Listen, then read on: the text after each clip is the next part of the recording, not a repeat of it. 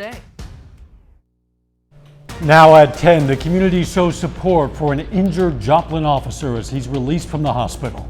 Plus, how area first responders are helping Joplin authorities during this week's officer funerals.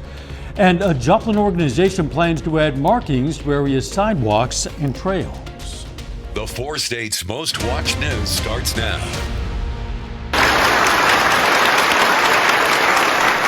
A reason for celebration and encouragement in a community that needs both. A Joplin police officer injured in last week's shooting is released from the hospital.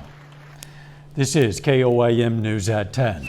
Healthcare workers and others lined the hallway at Freeman Hospital today as the wheelchair-carrying officer Hershey made its way to the exit. Hershey was shot in the face 8 days ago as he confronted the suspect who had fatally shot JPD Corporal Ben Cooper and Officer Jake Reed. In a news release today, the police department expressed thanks to all the Freeman Health System workers involved in Hershey's care. The JPD says Officer Hershey still has a long recovery period ahead and asked people to keep him in their thoughts and prayers. As Hershey reached the exit of the hospital, he rose from the wheelchair and walked out. Since last week's tragedy, a number of area first responders have stepped in to help Joplin, including during yesterday's funeral for Corporal Cooper. More than a dozen agencies helped watch over the city of Joplin so its first responders could attend the funeral. 3 law enforcement agencies and the Jasper County Dispatcher stepped in. Additionally, 5 fire departments helped, with each one manning one of Joplin's 5 fire stations. 4 ambulance services also stepped up for Met's ambulance. Jasper County's Chief Deputy Derek Walrod says the support they've received from the community has been humbling. You go somewhere for lunch, people offering to buy you lunch, or you go to fill up gas and somebody buys you a cup of coffee and they stop and shake your hand and thank you for everything you're doing. We're doing the same job we normally do, just they're not used to seeing us in the city limits. But it was amazing support from the community around Joplin. It was very inspiring. Area fire departments that stepped in include Reddings Mill, Carl Junction, Webb City, Dunaweg, and Oronogo.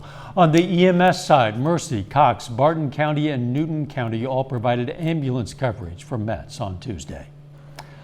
A local business is providing some support for the JPD and other area first responders helping in Joplin. The Wheelin RV Center in Joplin offered a free lunch to members of the JPD, Newton County Sheriff's Office, Jasper County Sheriff's Office, and Missouri Highway Patrol.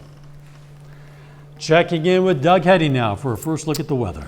Well, it definitely turned out to be another great day for us today. We've had a pretty good stretch over the past several days. Temperatures even warmer, 75 for a high. Started at 45, 60 is where we should be topping out for the middle of March. And we've had clear skies all day long, but some clouds starting to sneak into our western counties as this is the beginnings of our next storm system, which is out across the southern parts of the Rockies. That's going to give us some thunderstorms by tomorrow night and then just good old rain by Friday. Temperatures mainly upper 50s to lower 60s. We're going to drop back about 10 more degrees, but southerly winds keeping our temperatures up just a little bit for us tonight. 51 for a low, near 60 by 9, 70s by noon, pushing 80 during the afternoon. Of course, we're going to talk about thunderstorms here in just a bit. See you then. Prosecutors in Montgomery County, Kansas are requesting an involuntary manslaughter charge for the fatal shooting of a minor. Coffeyville police last night arrested 19-year-old Traven Hayes Smith. They say he was involved in a shooting late Sunday night that killed a minor. That shooting happened on North Walnut Street. The victim from Chanute was found with gunshot wounds and was taken to a hospital where that person later died. Coffeyville police say more arrests and charges are expected. Joplin police are investigating a homicide. Authorities say they were called to a home for a report of gunshots near 24th and Wall Avenue very early this morning. When officers arrived, they found 20-year-old William Patton of Joplin with gunshot wounds. Patton was taken to the hospital where he was pronounced dead. A newly released affidavit says a student at a Kansas high school began shooting after 2 school officials asked to search his backpack because of rumors the student had a gun. The affidavit released today says the confrontation on March 4th at Olathe East High School came after a student told a counselor about the rumors. The affidavit says 18-year-old Jalen Deshaun Elsmore fired 5 shots when the assistant principal and the school's resource officer asked to search his backpack. The resource officer returned fire, wounding Elsmore. The 2 school officials were released from the hospital the day of the shooting. Elsmore remains hospitalized. This is the EPA's Fix a Leak Week. It's a time to make sure your home's faucets and toilets aren't leaking water and driving up your water bill. Missouri American Water is sharing some tips to detect leaks. First, monitor your monthly usage on your bill. A spike could indicate a leak. Also, listen for dripping and put a drop of food coloring in your toilet tank. Wait, and if any color shows up in the bowl, you have a leak. And what we're specifically targeting are the leaks from the faucet, where the faucet might just drip and people might think, well, that really doesn't add up to much, but it can. Missouri American Water plans to replace 5 miles of water pipes in Joplin this year. The Kansas Department of Transportation plans to begin a project to replace a bridge along US 59 and US 160 in Labette County. The bridge goes across Labette Creek, almost 6 miles northwest of Oswego. Work will begin next Thursday, the 24th, and the new bridge isn't expected to open until the end of the year. In the meantime, that bridge, of course, will be closed. Joplin sidewalks and trails could soon have some new markings. Active Lifestyle Events, the organization that hosts the Joplin Memorial Run, donated $5,000 to Healthy Joplin. Officials say the money was raised from the Memorial Run. It'll be used to paint professionally created stencil designs on sidewalks throughout the city, including parks and walking trails. This organization represents exactly what we're trying to do in the community. We want people to be active, we want people to be fit, we want people to be healthy, and that's exactly what Healthy Joplin wants to. So our goals align very closely, and just the opportunity to work with them. That check presentation was held at the Joplin Chamber of Commerce. Coming up, President Biden announces $800 million in aid for Ukraine. Plus, how a simple blood test could help reduce the need for CT scans for brain injuries. President Biden today called Russian President Vladimir Putin a war criminal and detailed $800 million in new security assistance to Ukraine, which will include anti-aircraft systems, small arms, and specialized drones. This came hours after Ukraine's president held a call with members of Congress requesting more U.S. support. Traumatic brain injuries affect how the brain works. Even a mild brain injury or a concussion can be serious. The traditional way of diagnosing a problem is a CT scan. Reporter Mandy Gaither looks at a new test researchers say will help detect brain injuries and may reduce the need for scans. It's a blood test that researchers say can help doctors decide if a CT scan is needed for patients with mild traumatic brain injury or a concussion. 10% of these patients actually have a significant injury on their CT scan.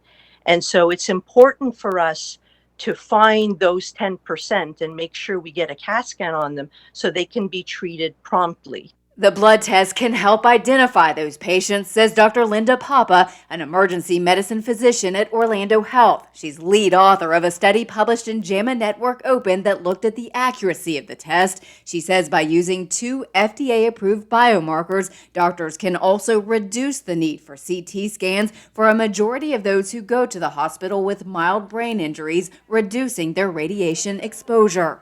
That blood test would help us make that decision and say, you know what, the blood test, the value is very low.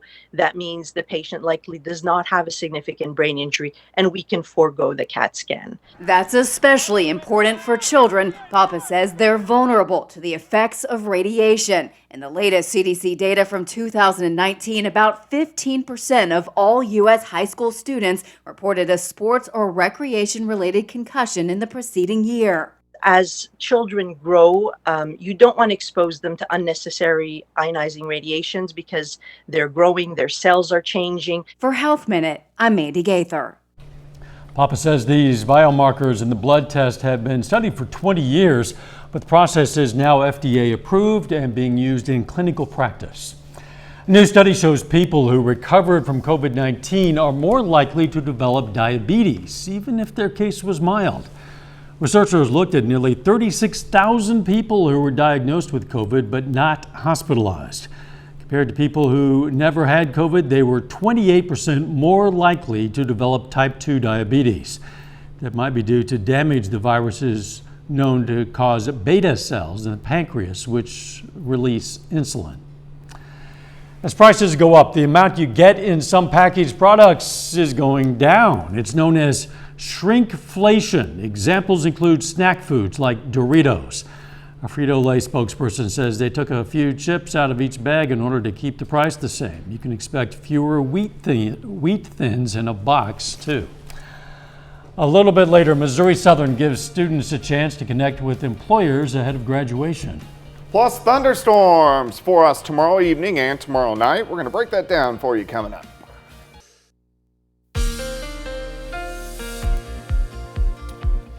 Well, it definitely turned out to be a nice day for us today. Mid-70s for afternoon highs, which we will definitely take. Pretty good for the middle of March, especially when you compare it to last week. Monday was 35, it's 39. Tuesday is 51. Wednesday we had 2 inches of snow. On Friday with a high of only 33. Some areas 4 or 5 inches of snow. And then look at this, 60s, 75 for us today. So fantastic over the past couple days. And then in general, we're going to keep that trend going. We do have a little period that it is going to cool down quite a bit a little bit later on this month, which kind of stinks. But right now, it's been pretty good. Mid-70s for highs. We've dropped back upper 50s to lower 60s across the region. I think most of us will bottom out near 50 for an overnight low. But these southerly winds kind of keeping our temperatures up just a little bit. And it's going to be breezy once again for us as we go through the overnight hours tonight. And then again, really the next 2 days. 61 southerly winds, 5 to 10, humidity not bad, 48%. We have had pretty much clear skies. You can see some clouds increasing out across the Kansas and Oklahoma side. So let's call it partly cloudy skies tonight. This is the beginnings of our next storm system. Clouds out across Kansas, Oklahoma, back through the panhandles, rain, snow, back through the Rockies. Our main storm system right about the 4 corners of the U.S. And this is going to track out right on top of us as we go through the next 48 hours. But here's at least the good news. We are going to get some showers. We are going to get some thunderstorms. Here's a surface low that heads toward us. Most severe weather likes to stay due east or southeast of that surface low. So most of the severe weather will stay to our south, but we are going to get some thunderstorms, and a few of those could pack a punch. But as of right now, unless we saw a shift, not anticipating anything severe. All right, partly cloudy skies. Once again, as we go through the daytime hours tomorrow, and we're going to soar through the 70s, even warmer tomorrow compared to what we had today. 51 to start, 72 by noon, high temp of 77, southerly winds at about 10 to 15. Tomorrow evening, 7, 8, 9 p.m., scattered thunderstorms start to blow up. Not anticipating these really to even be strong, but the second band, so about midnight, 1 o'clock in the morning, those are going to be stronger ones. That's going to make the overnight hours kind of loud, a lot of thunder, a lot of lightning, and maybe a couple strong storms. Again, not expecting severe. Then periods of showers and thunderstorms the rest of the night, and then just good old rain on Friday. It's cold, sitting into the 40s. Could even mix with a couple flakes of snow out there as well by Friday afternoon. So Friday, quite a bit cooler, and then things will rebound as we head toward the weekend. All right, rainfall amounts, I think in general, most of us are going to be in that ½ inch to 1 inch of rain, which, hey, we need. We can definitely use it as we head into the spring, which officially starts on Sunday. 77 tomorrow, 40s on Friday, 66 Saturday, 72 on Sunday.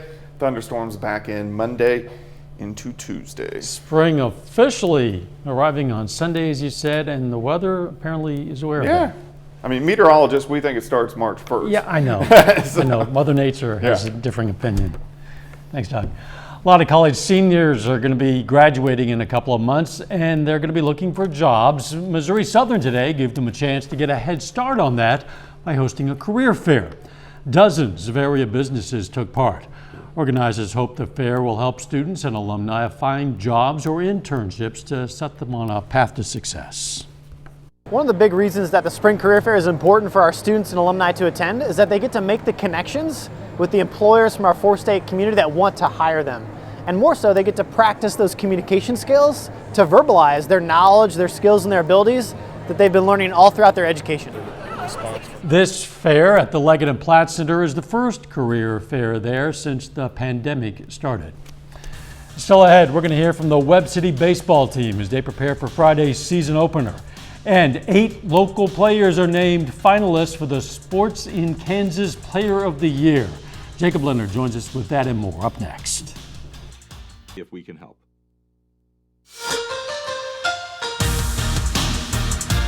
Spring football practice is here for the Missouri Southern Lions. And the Lions are in their first week of spring ball with their annual spring game scheduled for April 9th.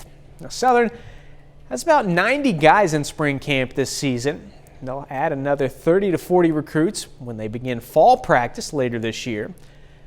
The Lions are entering year 2 under head coach Atiba Bradley, and they're coming off their best season since 2014. They won 3 games, and 4 of their losses were by 10 points or fewer. So they're hoping to get over the hump this season and win those close games this fall. We're not intimidated by no team out there. We actually feel like we could play with any team that's out there, anybody. If you look at all of our games, we held Pitt to 16, 17 points, you know what I'm saying? We were 1 point away in the third quarter from winning that game. We think we could play with anybody now. Everyone talks about, hey, heading into year 2, and I'm like, well, this is really going into year 1, you know, because there's just still a lot of newness, and then, shoot, we'll get to August and we'll add another 30 new guys. So we're relatively young when it comes to experience and playing time. Well, Pittsburgh State baseball is on the road tonight facing the Emporia State Hornets, and the Gorillas are kind of on a roll right now. They've won 7 straight, and they're 8-1 to begin MIAA league play. Now, tonight's game against the Hornets is over. Gorillas win big 7-1. Jordan Maxon and Caleb Carr each hit 2-run homers. Trey McClellan also goes deep for PSU. The Gorillas are now 14-7 overall this season. The Webb City Cardinals are just 2 days away from their first game of the season. Danny Terzer caught up with the Cardinals today as they head into their spring schedule with a big group of seniors and some depth on the pitching staff. For a handful of these guys, this baseball season is the last time they will wear a Cardinal uniform. It's a hard-working senior class, and it's been fun to watch them progress, and they're fun guys to be around, and we're expecting big things out of them this year. The Cardinals have 8 seniors on their roster this year who are aiming to lead this team to a memorable finish. We have everything we need to do what we want to do. Yeah, we're really eager. We're really looking forward to May, and we want to be as good as we can be when we get to May. This year's team is made up of competitors. We graduated a good senior class, but we had a really good summer, and we played a lot of baseball, and we got some young guys that I think are really eager to improve themselves. The Cardinals' pitching is also expected to be a strength this year. This year we have a lot more guys in the bullpen. We have more depth. We'll be able to send more guys out, be more comfortable in the pitching game, and with hitting, we have a lot of consistent guys that are going to be able to get the job done. Nobody, overdoing their job, just everybody sticking to their role. The first game of the seniors' final season is this Friday. They're excited to get their senior season going and leave their mark like every senior class does. This is my whole goal with this being my last year. I just wanted to leave a mark, letting people know, like, when you come, just work hard. Because, like last year, you never know when your last game is. In Webb City, Danny Terzer, KOAM Sports. Now, Webb City is scheduled to open the season on Friday at 5 at home against Verdigris.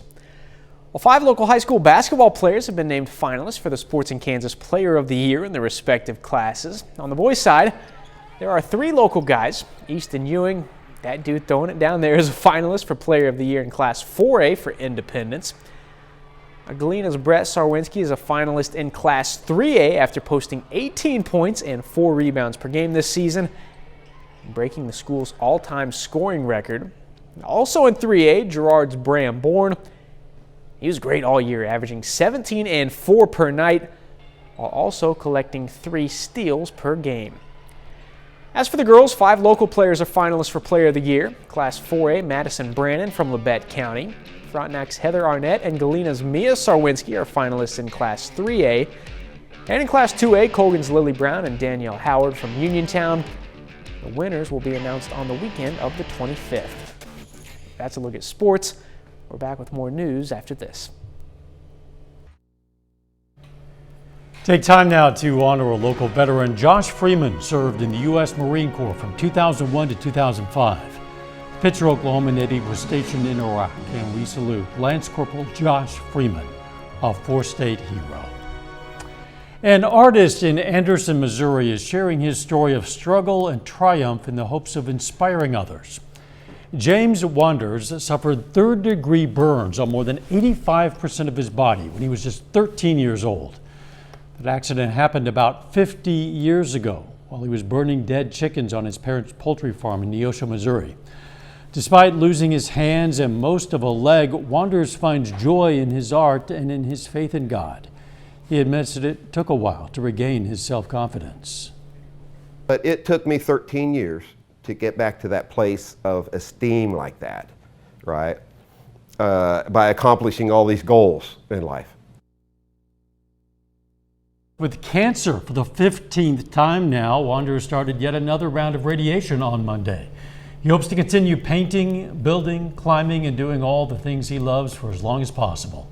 If you'd like to support him by buying some of his artwork, check out the link we've shared on our website, koamnewsnow.com. And by the way, his complete story was told by our reporter Kate Kelly on our 6 o'clock news. Check that out on the website as well. It's quite a story, it really is.